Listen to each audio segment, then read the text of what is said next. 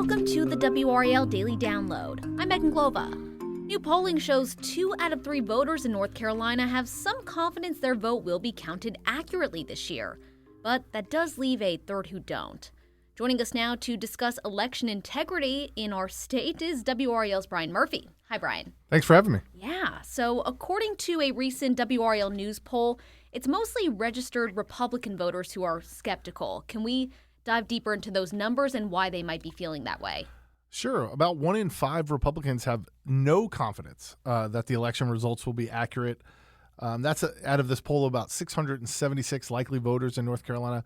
Fully 1/2 of Republicans, registered Republicans, according to the survey, have little or no confidence. So, 1 in 5 have no confidence. Another 30% have very little confidence. And what's, I think, stark about this number is it's in direct contrast to Democrats. About 88% of Democrats have full confidence or at least some confidence that their votes are going to be counted accurately. And even unaffiliated voters, we're looking at about 68% saying that, they have some or full confidence in the election results. So this really is a stark divide between Republicans, Democrats, and unaffiliateds, and particularly Republicans really distrust the election process, which is a bit surprising because Republicans have supermajorities in both the House and the Senate here in the state. They control most of the Supreme Court. They control both U.S. Senate seats. I think the Republican has won the presidential election 9 out of the last 10 times. So obviously they're in North Carolina, at least Republicans are having a lot of electoral success. Right. And how much of an impact does Donald Trump himself questioning election results or the process of mail-in voting have on all this, especially as the Republican nominee for president? Yeah, and it's the third consecutive time he's the Republican nominee for president. So this has been going on for close to a decade now. And I think it's having a huge impact. I think that's what we're seeing in the survey when I talk to experts, including political science professors at UNC, former election officials, even elected Republicans in the state. Certainly Donald Trump's continued complaints, I guess, or claims that the elections are rigged or that there's interference or that there's fraud are certainly having a downstream impact on, I think, traditional Republican voters.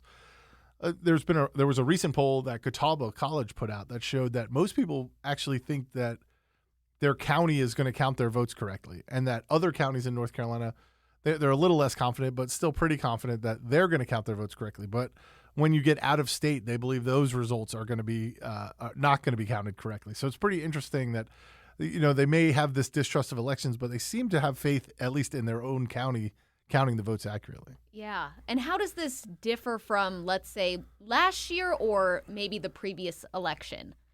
Yeah, Trump voters specifically, and this poll broke down between registered Republicans and Trump voters, or those who say they're likely to vote for Trump.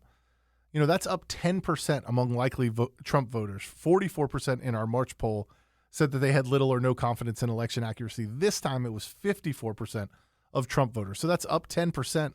That's a pretty significant change in just 6 months. Can we expect these numbers to change at all as we grow closer to the election or even immediately afterward? Yeah, well, it may depend on how close the election is, right? I spoke with some people, in the year 2000, when there was a very close presidential election between George W. Bush, and Al Gore. Certainly there was a lot of distrust of those election results, right?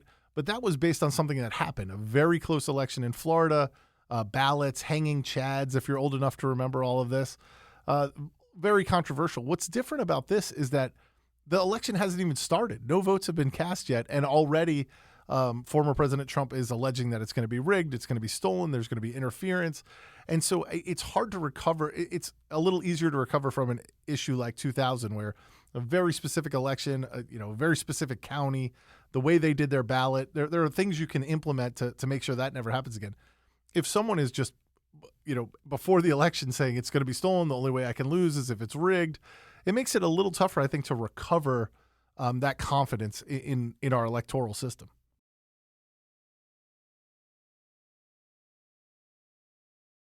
So what processes are in place maybe before, during, and after the election to make sure everyone's vote is being counted accurately? Probably the biggest thing that came through is the transparency of it all.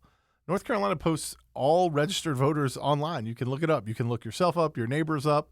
You can see if they voted in primaries, if they voted in the general election. There's just an enormous amount of data that's available. But other things, like North Carolina's election equipment is not connected to the internet. So if there's a cyber attack or someone trying to manipulate votes, our equipment is not connected to the internet. In North Carolina, counties have to maintain a paper trail of their ballots. So they have to go back and reconcile how many ballots were put into the machine, how many ballots were counted, how many votes were counted. In some cases, there are random audits on specific voting sites to make sure that their numbers match up. There's a hand count. Some counties do a hand count to make sure that the number of ballots that they have matched the exact vote totals match what they got from the machines. These machines are tested before the election, but with sample ballots. They're tested again after the election.